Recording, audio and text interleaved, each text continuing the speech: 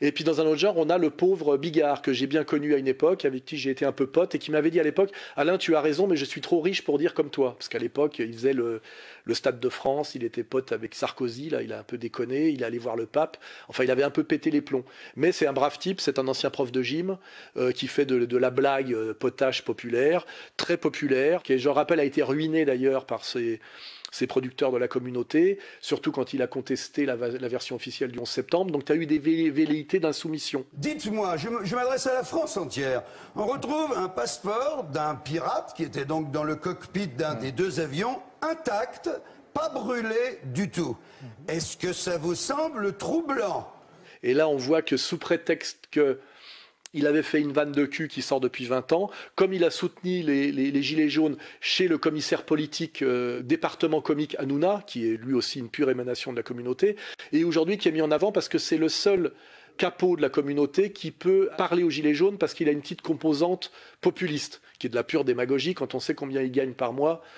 Son niveau d'absence de talent et de vulgarité. Et c'est pas parce que vous n'êtes pas exposé au chômage, ce n'est pas parce que les hommes politiques ne sont pas exposés au chômage qu'on peut dire que... Vous faites quoi, vous? Moi, je ne gagne pas 250 millions d'euros en 5 ans pour faire cette émission. Je ne gagne pas 250 millions d'euros en 5 ans, espèce d'abruti. Vous êtes signé avec Bolloré. Espèce d'abruti, je ne gagne pas 250 millions d'euros. C'est pour produire des émissions. Allez, sors du plateau, tu dis des conneries. Ah, mais t'es un abruti.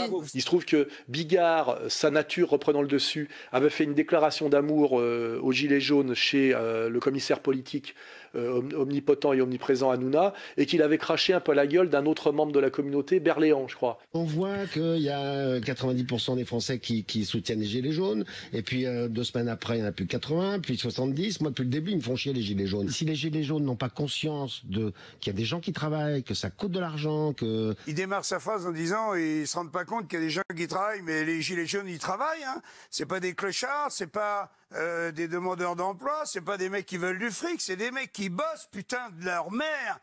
Et ben pour ça, il lui a été retiré ses 48 dates de cet été, sous prétexte qu'il aurait fait une vanne de cul que Muriel Robin caractérise d'antiféministe. On voit bien comme à chaque fois tout le monde est mis au tapin et qu'on passe toujours par les voies détournées. C'est-à-dire effectivement Bigard serait viré et poussé à la misère, non pas parce qu'il a soutenu les Gilets jaunes contre Berléand, c'est-à-dire un membre de la communauté du spectacle, mais il serait viré parce qu'il aurait fait une vanne de cul alors qu'il la répète depuis 30 ans.